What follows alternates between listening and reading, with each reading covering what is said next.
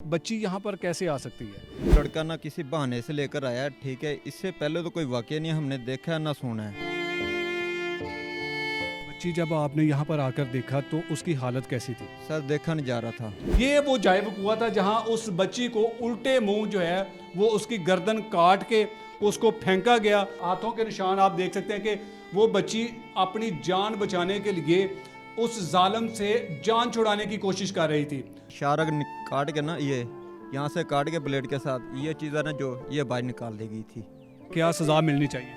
Sir उसको मार देना चाहिए। नाज़रीन, मेरे पीछे जो आप कमरा एक देख रहे हैं और ये पूरे का पूरा एक खाली प्लॉट है और इस प्लॉट के अंदर कोई और तामीर किसी भी किस्म की कोई नहीं हुई।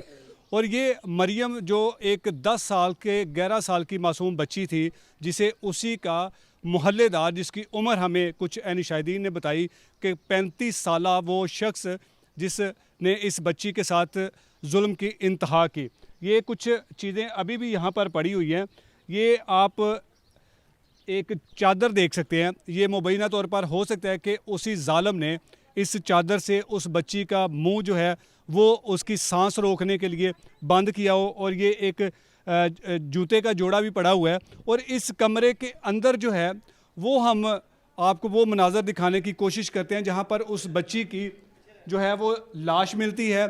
और फिर इस जगह पर उस बच्ची को लाने का मकसद क्या था? यहाँ पर ये आप देख सकते हैं कि खाली कमरा है और यहाँ पर गंदगी के ढेर लगे हुए हैं। और इस कमरे के अंदर जो एक वाशरूम बनाया गया है, इस वाशरूम के अंदर उस बच्ची के साथ जुल्म की इंतहा की गई है। मैं आपको अंदर से कुछ ऐसे मनाजर दिखाने की कोशिश करूँगा जो शायद दिल खराश हों।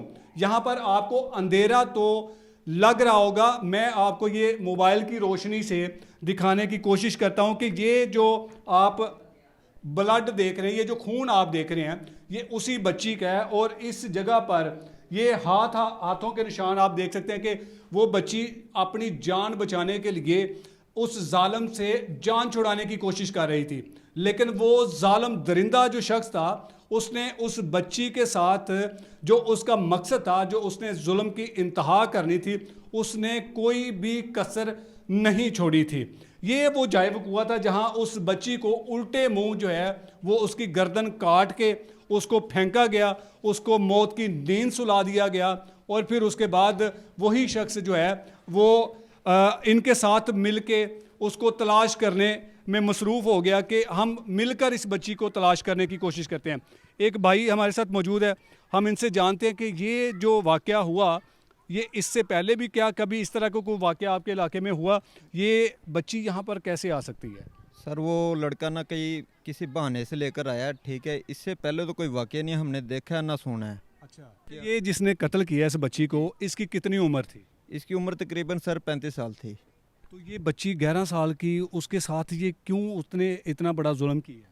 सर इस चीज़ का मालूमात नहीं है हमें। हाँ। जी। आपको क्या लगता है कि ये जो सुलेमान नामी जो कातिल था जिसने इस बच्ची के साथ यहाँ पर जुल्म किया, ये कैसे यहाँ पर लेकर आया उसे? सर ये पता लगा है जुमेरात जुमे का ना इसको लड़की को ना लेकर ना बच्ची को गायब हुआ था। अच्छा। ठीक है, तो मस्जिदों में ऐलान करा रहे थे, ठीक है। तो नहीं पता चल रहा था। पता चल रहा है इसी लड़की का जो भाई है ना उसका दोस्त था, अच्छा। तो वो कह रहा हमारे साथ ना ढूंढने निकला हुआ था। हम इसको ना कहीं कह रहे थे इधर जाना है इधर जाना है, ये नहीं बात सुन रहा था हमारे से ना जान छुड़ा रहा था अपनी। अच्छा। तो ये ना कहीं ना 2-2.5 घंटे ना पहले गायब हो गया था। सुलेमान जी गायब क्यों हुआ था? वो पता नहीं जी, इसलिए सर ये इस चीज़ का नहीं पता हमें। ठीक है, ये गायब हो गया, बाद में हमें मिला तो हमने कहा यार चल आ इधर चलते हैं, ये नहीं आ रहा था। तो बाद में फिर हम खुद आए हैं, हमने आकर देखा इधर, तो ये इधर पड़ी हुई थी बच्ची। बच्ची जब आपने यहाँ पर आकर देखा तो उसकी हालत कैसी थी? सर देखा नहीं जा रहा था।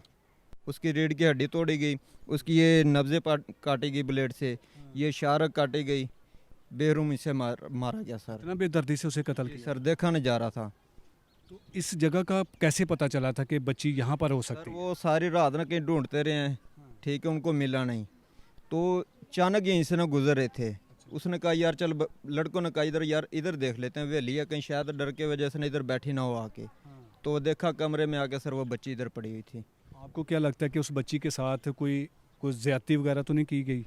सर ये पता नहीं है, क्योंकि वो देखा हमने ना, वो देखा ना जिस टाइम आगे लड़कियों ने देखा है, तो लड़के ने ना उसी टाइम ना पुलिस वालों को कॉल कर दी थी, मुलाजमों को। अच्छा, जी 15 पे कॉल कर दी थी। तो पुलिस ने इस जालिम दरिंदे को गिरफ्तार कैसे किया फिर?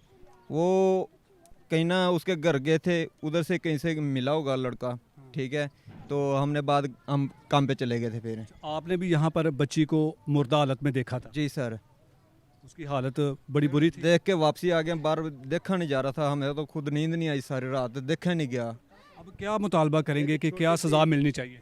सर उसको मार देना चाहिए, मार देना चाहिए, हकीकत बात है। लड़का कहीं हमारे सामने होता ना, उसी टाइम उसको दफना देना चाहिए, छोड़ना नहीं चाहिए लड़के को। बहुत ऐसे ज़्यादा जालिम लोगों को सज़ा मिलनी चाहिए, सख्त से सख्त। जी मिलनी चाहिए, मिलनी चाहिए बहुत ज़्यादा। इस वाक़े के बाद यकीनन आपके इलाके में बड़ा खौफ फैला होगा कि बच्चों के साथ इतना जुल्म हो। बच्चियाँ जो छोटे छोटे, हमारा नहीं दिल करता यहाँ से गुजरने को।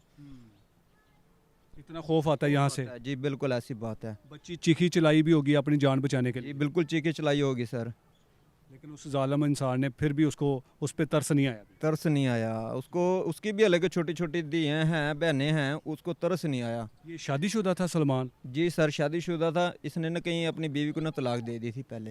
इसके अपने बच्चे भी हैं? जी बच्चे नहीं, बच्चे नहीं है सर इसके के भी। अच्छा, बीवी इसने अपनी छोड़ दी हुई है। जी सर।